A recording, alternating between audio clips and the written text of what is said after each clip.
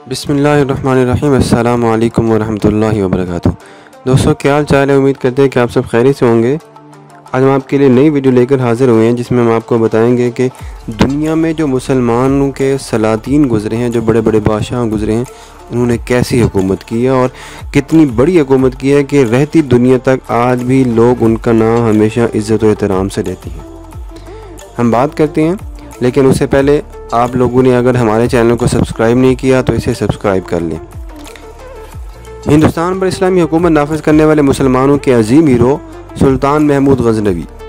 बुत शिकन सुल्तान महमूद गज़नवी इस्लामी तारीख़ का ऐसा दरखशिंदा सितारा है कि जिस पर बजा तौर पर बड़े सग़ीर के मुसलमान फ़ख्र कर सकते हैं।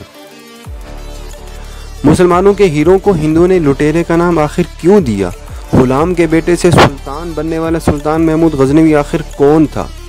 कौन जानता था, कौन सोचता था कि आखिर सुल्तान महमूद गज़नवी ऐसा सितारा बनेंगे, ऐसे इंसान बनेंगे कि जो अजीम मुसलमान के जिसने हिंदुस्तान पर 17 कामयाब हमले किए और हर हमले में अपनी सल्तनत को वसी तर करते गए और फातिह बुत शिकन भी कहलाए। फातिह सोमनाथ मंदिर के जिसके घोड़ों के टापों की आवाज़ सुनकर हिंदुस्तान के बुत कदर लर्ज़ उठते थे।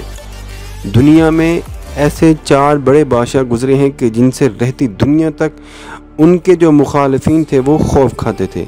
सिकंदर, जिसको हम अलेक्जेंडर भी कहते हैं, सिकंदर आज़म, चंगेज़ ख़ान, तैमूर, जिसको हम तैमूर लंग भी कहते हैं, और चौथे नंबर पर है महमूद गज़नवी, और इनकी हुकूमत बड़ी वसी थी। गज़नवी हुक्मरानों का दौर पाकिस्तान की तारीख़ में ख़ास तौर पर बड़ी अहमियत रखता है। पाकिस्तान तकरीबन 200 साल तक गज़नी की सल्तनत का हिस्सा रहा है और इस ज़माने में इस्लाम की तहज़ीबें या इस्लामी तहज़ीब की जड़ें मजबूत हो गई थीं। गज़नवी हुक्मरान इल्म व अदब के बड़े मुरब्बी और सरपरस्त थे। ख़ुसूसन महमूद गज़नवी के दौर के कारनामे दुनिया आज भी याद करती है। हम स्टार्ट करते हैं आपका तारुफ। सुल्तान महमूद गज़नवी का असल नाम यमनुद्दौला अबुल कासिम महमूद इब्न सुबुक्तगीन था। सुल्तान महमूद गज़नवी 2 अक्टूबर 971 को गज़नवी में पैदा हुए। आपने अपने दौरे हुकूमत में गज़नवी शहर को दौलतमंद तरीन शहर बना दिया। सुल्तान महमूद गज़नवी बचपन ही से बड़ा निडर और बहादुर था। वो अपने बाप के साथ कई लड़ाइयों में भी हिस्सा ले चुका था। बादशाह होने के बाद उसने सल्तनत को बड़ी वसअत दी। चुनांचे इसके अहद में 400 से ज़ायद मदारिस, खानकाहें, मुसाफिर खाने और मसाजिद की तामीर की गई। सुल्तान महमूद गज़नवी ने गज़नी के शाही महल में एक बहुत बड़ा दवाखाना भी कायम किया था, जहाँ से आवाम को मुफ्त अद्वियात मिलती थीं। इस दवाखाने में ख़ुसूसन आँख की बीमारियों की बड़ी अच्छी अद्वियात दस्तयाब थीं। अगर हम आपके ख़ानदान के बारे में बात करें तो सुल्तान महमूद गज़नवी का दौरे हुकूमत 963 से 975। आपका नाम और लक़ब। आपके ख़ानदान के बारे में बात करें, इसहाक इब्ने अलबतुगीन सुबुक्तगीन, इनका लक़ब क्या था? अमीर अबू मंसूर। इस्माइल गज़नवी, इनका लक़ब था अमीर। और सुल्तान महमूद गज़नवी यमनुद्दौला महमूद गज़नवी बुत शिकन भी कहलाए। मोहम्मद गज़नवी, इनके बेटे आगे जलालुद्दौला, इनका लक़ब है।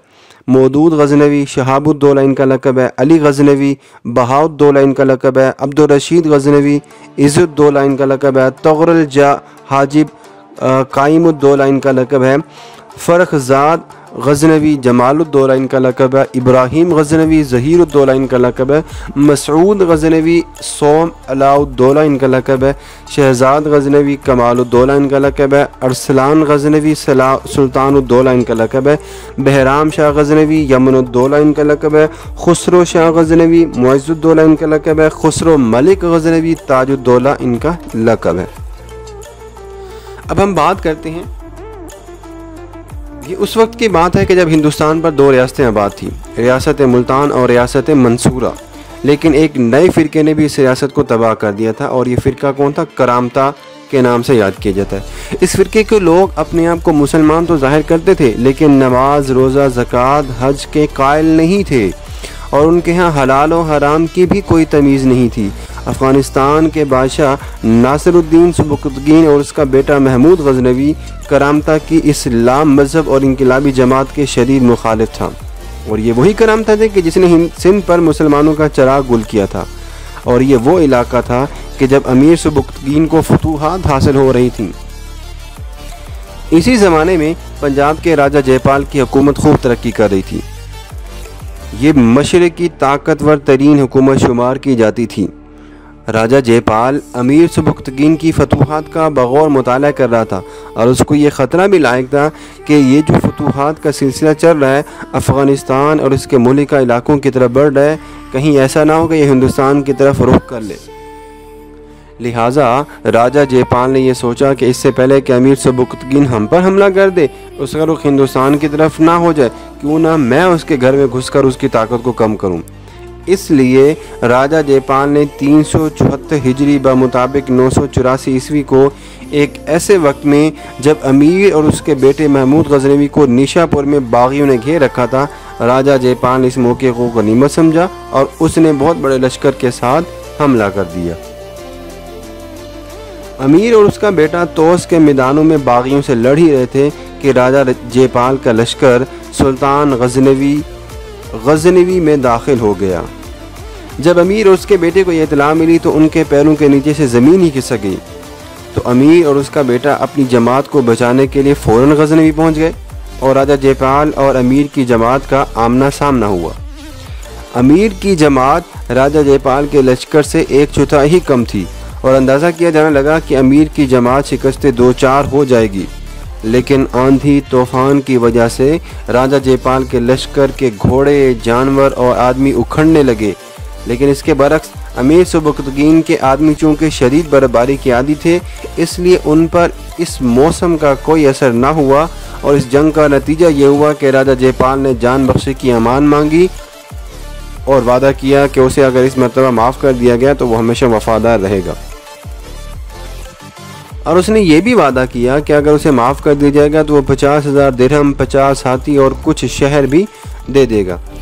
अमीर ने उसकी इन शराइत पर उसे छोड़ने के लिए तैयार हो गया, लेकिन सुल्तान महमूद गजनवी और उसकी फ़ौज के लोगों ने कहा कि इतने ख़तरनाक दुश्मन को छोड़ना कोई दानिशमंदी की बात नहीं है। लेकिन अमीर राजा जयपाल की बातों में आ गया और उसने उसे माफ़ कर दिया। राजा जयपाल का वहाँ से जाना, माफ़ी मांगना भी एक तदबीर थी ताकि रिहाई हासिल हो जाए और वापस पहुँचने पर इस दोबारा जंग की तैयारी शुरू कर सके। और उसने तमाम हुक्मरानों को खतूत भेजे जिसमें ये लिखा गया कि अमीर पंजाब हुकूमत को फ़तह करने के बाद तमाम हिंदुओं की हुकूमत को फ़तह करने का फ़ैसला कर चुका है, इसलिए अगर आप इन हमलों से बचना चाहते हैं तो इकट्ठे हो जाएं, वरना सबसे पहले पंजाब की हुकूमत ख़त्म हो जाएगी और उसके बाद एक एक करके हिंदुओं के तमाम अफराद भी ख़त्म हो जाएंगे। ये खतूत ऐसे अंदाज में लिखे गए तक कि तमाम राजाओं को यही लगा कि अमीर उनके तमाम मज़ाहिब उखाड़ने पर तुला हुआ है। इसलिए सब हुक्मरानों ने अपने अपने ख़जाने राजा जयपाल के लिए खोल दिए और अपने बेहतरीन लश्कर राजा जयपाल के हवाले कर दिए। इस तरह एक बार फिर राजा जयपाल ने 376 हिजरी ब मुताबिक 986 ईस्वी को एक बार फिर हमला कर दिया। अब इसके लश्कर की तादाद राजा जयपाल की फ़ौज तकरीबन 3000 लाख के करीब थी। बहुत से हाथी भी थे, लेकिन इसके बरक्स अमीर सुबुक्तगीन की फ़ौज बमुश्किल से 60,000 के करीब थी। दोनों में जंग शुरू हो गई।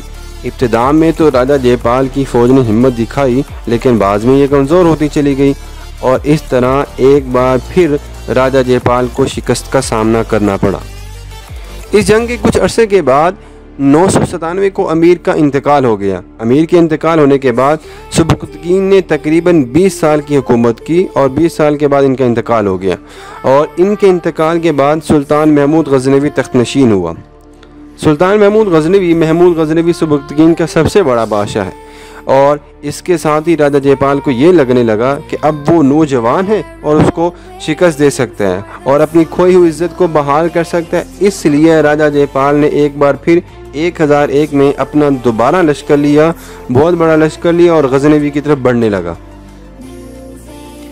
महमूद गजनवी की फ़ौज अगरचे राजा जयपाल के लश्कर के सामने कम थी, फिर भी इस जंग में राजा की फ़ौज को शिकस्त का सामना करना पड़ा और एक बार फिर सुल्तान महमूद गजनवी की फ़ौज कामयाब हो गई।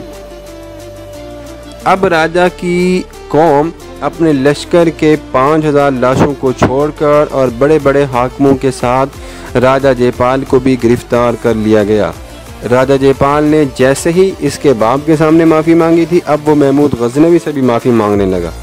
लिहाजा एक बार फिर महमूद गजनवी ने राजा जयपाल को माफ़ कर दिया और इस तरह राजा जयपाल लाहौर आ गया और उसने अपना तख्त अपने बेटे आनंदपाल के हवाले कर दिया और उसने अपने आप को जलती हुई आग में जला दिया और मरते वक्त उसने अपने बेटे को ये वसीयत की थी कि कभी भी गजनवी हुकूमत पर हमला ना करे और बराबर खिराज भी देता रहे। इसके बाद सुल्तान महमूद गजनवी को ये इत्तला मिली कि सिंध के अंदर करामता की सरगर्मियाँ बहुत ज़्यादा बढ़ गई हैं। इसके साथ ही सुल्तान महमूद गजनवी ने करामता का कला कमा करने के लिए मुल्तान को फतह किया, लेकिन इसके बाद भी बहुत सारे राजाओं ने महमूद के ख़िलाफ़ साजिशें जारी रखीं। राजा जयपाल को शिकस्त देकर सुल्तान महमूद गजनवी ने बाटिया के हाकिम पर हमला किया। ये लड़ाई बहुत ज़्यादा ख़तरनाक साबित हुई।